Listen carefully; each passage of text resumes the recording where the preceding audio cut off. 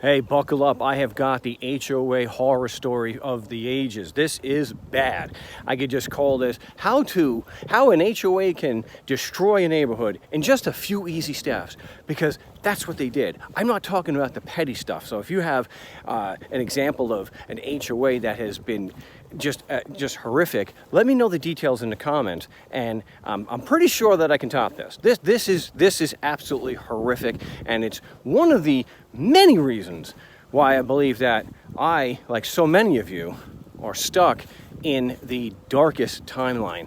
And so I'm hoping that I'm going to be actually getting out of the darkest timeline, and this is going to finally end, because as I mentioned in the last video, this has been horrific, and this is a pretty big reason why. Now, I do have to own part of this, a small part, so if you get anything out of this particular video, heed this warning. No matter how desperate you are better off renting. Hell, you're probably better off living in a van down by the river. When you're living in a van down by the river! Than doing what we did. We had to get out of where we were renting. It had been too long, and renting sucks. And the landlord, of course, told us what all landlords do. They all have the same language. They have to substantially increase the rent. Okay? It's like gas. We don't have gas price increases anymore. It's not the way it works. We have gas spikes. And then it trickles down, and then it spikes again. We just had a $1.40 increase here in the valley in less than 10 days. That is a spike. And we're not even to the Memorial Day spike, but I'll have to talk about that in another video. So in January 2016, we had to get another place. We had to finally get out and buy. And it wasn't like 2020, which is a big part of the story. I will get to that, so just bear with me. But in 2016, to give you an idea of what houses were here, like here in Mesa, Arizona, that's where I am. It's a gorgeous day here today. Well, most days it is. Housing prices here in the valley averaged $90 a square foot in January of 2016 when we started looking. And we were not able to put a bid in even in 2016. It was that bad. They weren't bidding $15,000 over. We'll get to that. But we could not get a bid in. So houses were going pretty fast. They were selling within a week. All year. We stopped looking. We had to pick it up again. There were some that looked like we could look at. One of three, we went and bought. We were able to get a bid in. We were able to buy where we are. This is not my neighborhood, by the way. It is important to the story. We were desperate. We were being priced out. When we bought the house, the prices had risen in less than a year from $90 a square foot to $115. So you could do the math. If you've got a 1,500 square foot house, you're paying a hell of a lot more at the end of the year than you did at the beginning. And I know it got an order of magnitude worse in 2020. The big mistake that we made, because we were so desperate, and we figured it was better than renting, we bought a house with a joined roof. I've made a huge mistake. So in my nice little tiny neighborhood of less than 100 houses, we have 33 pairs of very nice houses. Very nice house. It's a nice neighborhood. The HOA fee was 5 times as expensive as this neighborhood here. Okay, 5 times. So of course I called someone. I actually knew at the time. I knew the president of this HOA. They got this really nice park. But you notice the roofs are not joined. You can see that. Big distinction. So I'm talking to him. I said, hey, why is my HOA 5 times as expensive? He said, aren't your roofs joined? Again, I never owned a house before. I said, well, yeah, okay. So what? What's the big deal? He said, that's your problem. He says, you can't get regular homeowners insurance. You have to have a joint policy. So the HOA, I'm pretty certain, covers the roofs. So, little background. These roofs, so you can see there, They're tile. Now those tiles are good for 60 years. But the underlying parts of those roofs are good for 20. My house was built in 2004. And that's a big expense. So that's why my HOA fee was 5 times more expensive. It's actually like 7 or 8 times as expensive now. And I'm getting ahead of myself, though. That's a little spoiler there. We were notified that the HOA fees were going to go up in 2017, January 2017. Oh, great. We already have the most expensive here in this area of Phoenix. Great. And they told me, because I went to meetings, it was to pay for the roofs. And that they told me that due to mismanagement by earlier HOA boards, they had to do that. The HOA board was not collecting sufficient funds to do the underlying part of the roof. All right. It's 6 times as expensive as this beautiful neighborhood. It's still manageable. And they increased it the following year. We had 1 year since 2016 that they did not increase. And they hit us with a 20% increase for this year. So I went to the meeting. So I had a lot of questions. 20%, by the way, is the maximum an HOA can raise their fees a year because that is set by Arizona law. So I asked them, if you could have raised it more than 20%, would you? Unanimous, I think there's 5 members of the board, unanimous that they wanted much, substantially more. There's that word again. Why are the fees always got to be substantially more? It's always substantially more. I said, did everybody vote for this, or was there, anybody opposed? No, we all realized it's the only thing we can do. And they said that the fees were going to go up for every year, 20% for the foreseeable future.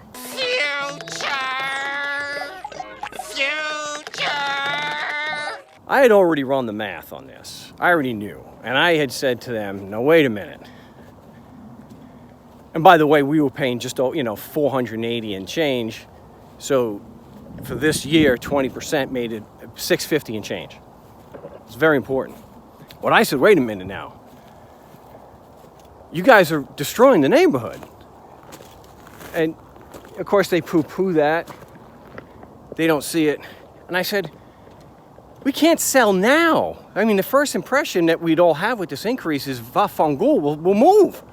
Well, with interest rates the way they are and the overinflated value of the houses, that didn't work out wouldn't work out too good. So I told them when these fees get to $1,000 a quarter, nobody will be able to sell in this neighborhood. I said, I've already done the legwork. I've already done my due diligence. I've already talked to almost a dozen experts, realtors who know this area.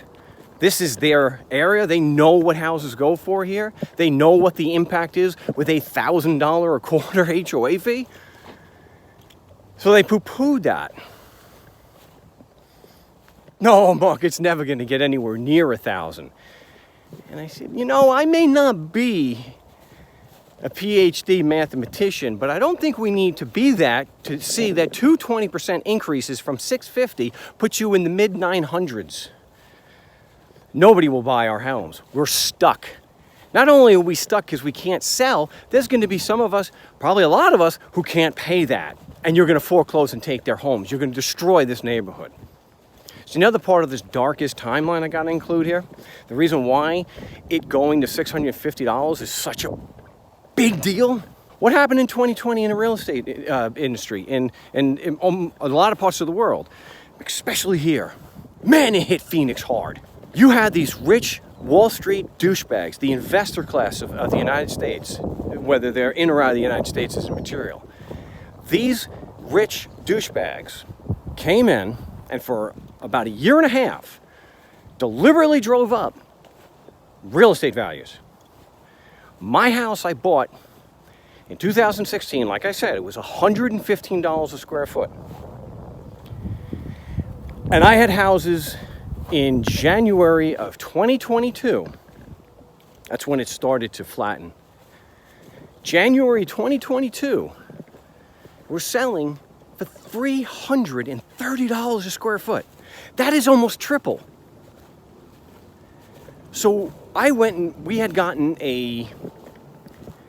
were very lucky. We were able to get a refi. We have a really, really good interest rate. So anybody knows you remember what the interest rates were in 2021, you know what I'm talking about. It was nice. So our mortgage was good, and it wasn't nearly as much stress. The darkest timeline lightened up a little bit because the stress of making that mortgage wasn't as much because it was much lower. Well, because these rich douchebags on Wall Street drove up the cost of real estate the way they did, they reassessed my house, not at $115 a square foot, at $330. So we paid our mortgage in October, as we do, and we make an afternoon of it and go to lunch and whatnot. It's like, yeah, we can live indoors another month. Before we even get home, my wife gets a text. We're $400 short on the mortgage. Well, that's got to be a mistake. We got a refi. We've been at the new rate for the better part of the year. Again, it's a really good rate. I don't mean to rub that in if you just bought a house in 2022. Turns out, taxes and insurance, of course, the taxes skyrocketed. My mortgage went up 30% overnight. 30%! Then I get notice that my HOA is going up 20%. You couple that with the spikes in gas, and you got yourself the darkest timeline. And it's dark. So I asked them, how is the roof fund that you've been collecting for, specifically every increase since 2016, every single increase since 2016 has been for the roof fund? And that's when they dropped the hammer. That's when they told me there is no separate roof fund. And it's gone. That whatever money they collected that they intended for the roofs went to other projects. So I had to explain to them, wait a minute. You raised the fees to pay for the roof. Yes. Yep. But you didn't use the money you raised for the roof for the roofs. That's right. So I think you need to get a lawyer. Better call Saul! At the very least, that's fraud. That's the least of our problems, though. Because it gets even worse. Because directly, well, for one, you can look at this neighborhood behind me and see what they have. Their HOA fee is far lower. It's the same age as my neighborhood. It was built in 2004. Why would you buy in my neighborhood where the houses are joined and the HOA fee is 7 or 8 times as much? Of course, no one. But it gets even worse than that. Because directly across the street from my neighborhood, just like so many other places here in the Phoenix Valley, there are hundreds of new developments going up. And so right across the street from me is going to be a brand new neighborhood. And they're going to have a normal HOA. So when people are looking, they're going to say, 20 years old, highest HOA fee in the valley, and it's only going up. Or we get a brand new house with a normal HOA fee. Instead of $1,000 a quarter, we $300 a quarter. Even $500 a quarter is not that big a deal now.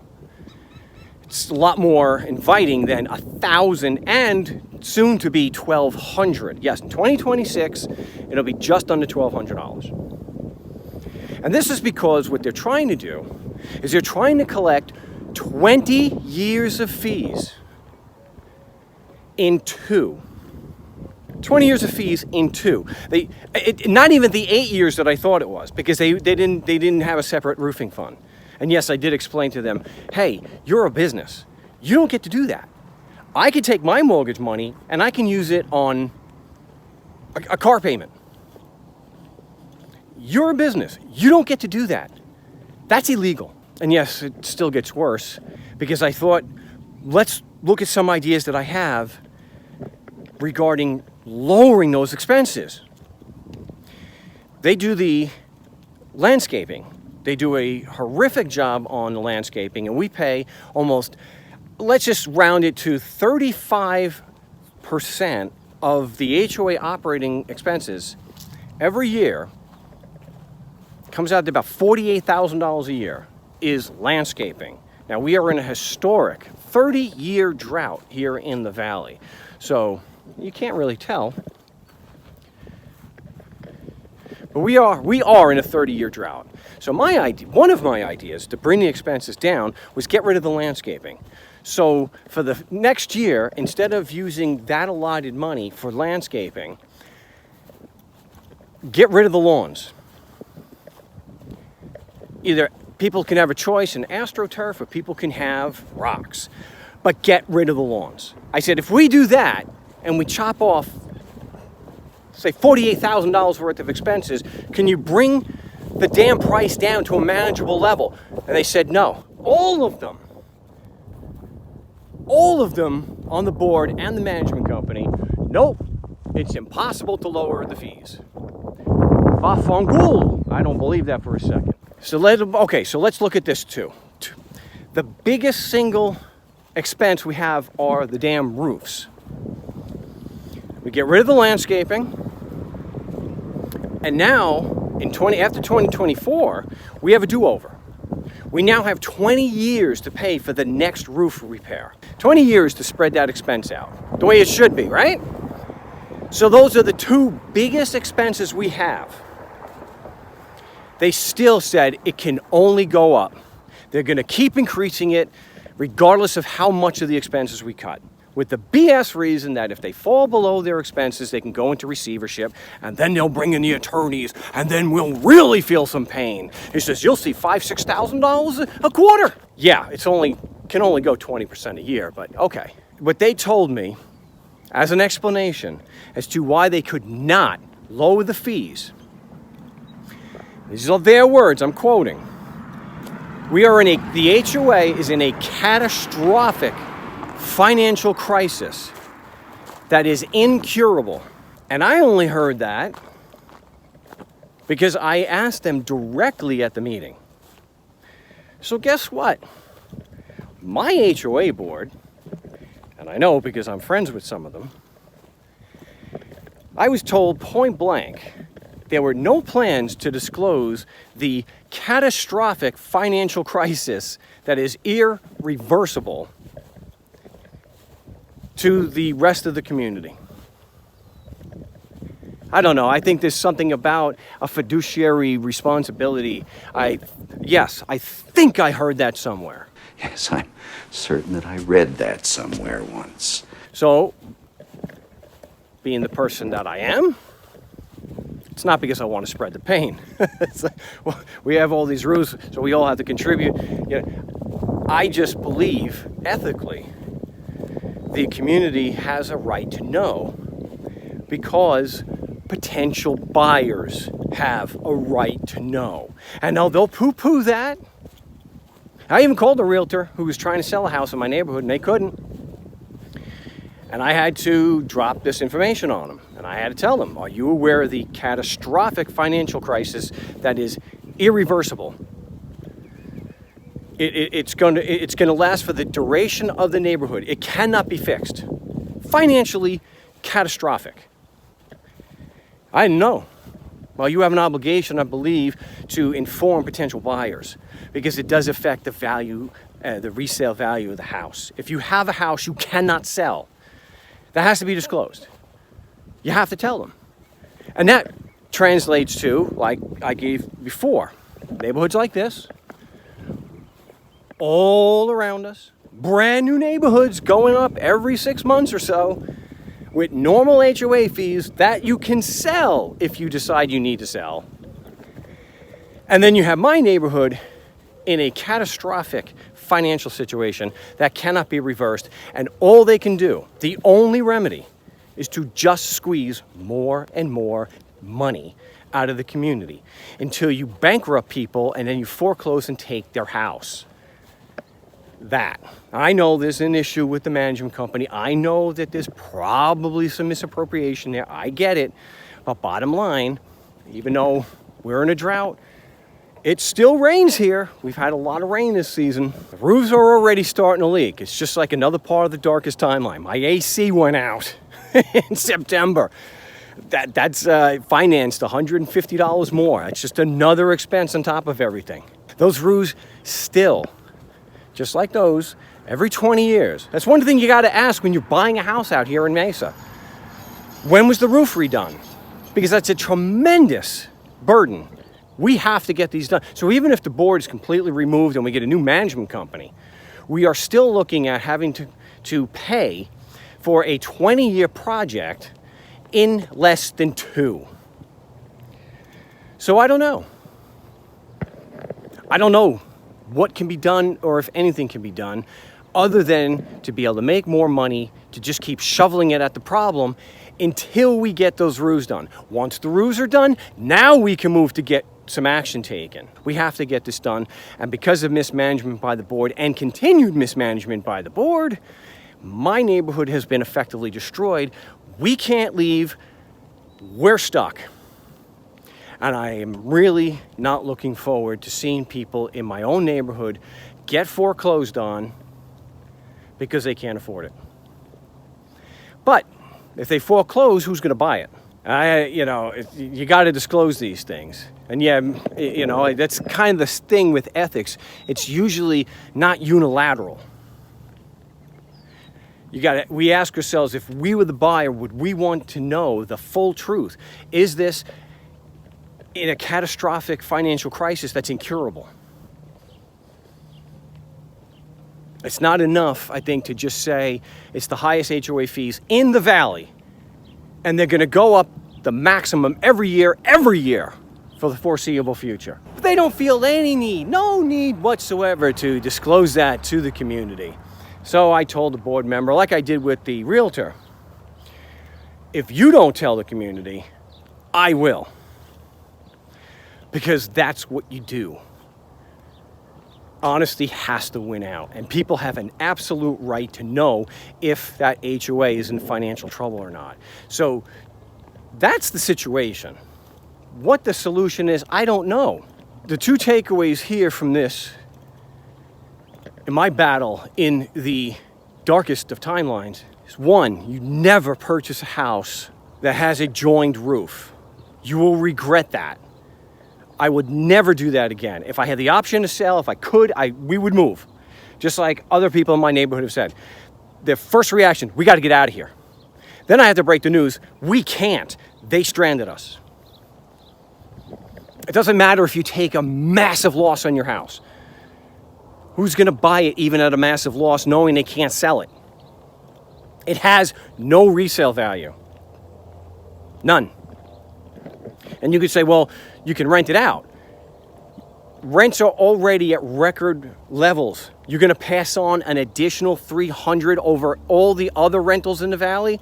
$300 more? You're talking, in some cases, damn near 10% more. So that's not an option either. You don't buy a house with a joined roof. And if you are looking, even if the HOA, because in Mesa, it's by law, you have to have an HOA. In Arizona, you have to have an HOA. You gotta investigate the health of the HOA. You have to do that. You have to put it on yourself. They may not tell you the truth, but you're gonna have to talk to people. You're gonna have to see what the increases are. Are they doing it the maximum several years in a row? That'll let you know you got problems. This neighborhood here, which is a really nice neighborhood, by the way. This is why I spent time down here. This neighborhood, I was informed, the president of the HOA did the same thing that my HOA board did almost 20 years ago. With good intention, they cut the HOA fee. You would think that was a good thing. But if you've got operating expenses, and they have to mow the lawn here, you could see it's, it looks nice from a distance, but man, that's really bad. Maybe they have the same landscapers that I do. It's nothing but weeds, but boy, from a distance, look at that, it looks great. So anyway, they can recover because their roofs are not joined. They don't have nearly the services. Their biggest expense here is the landscaping of the community. They don't do the paint. They don't do the roofs like my neighborhood does. So the expenses of my neighborhood, just by its nature, is higher than over here. So they can recover. They can raise the rate, which was like $35 a month in 2016. They can just raise the rate modestly, and they'll come out of it. But I made the mistake of buying into a neighborhood with joined roofs, and there is no way out. So that's going to do it for this video. If you've watched this far, I hope that you are going through this darkest of timelines better than I am. And if so, I hope you are able to pull out of it. I'm hoping to pull out of it, because one of the things that makes this so much worse for us Gen Xers, if you're a Gen X like me, and that's why you're watching, what makes it so much worse for us is to be in this situation and not be 30 years old or even 40. We're in our 50s. I'm in my early 50s. We don't get it's not much of an opportunity to start over and correct the program. This would have been a lot less stressful had I been even 45. So I appreciate you watching this far, and I promise the next video will be a much lighter subject matter.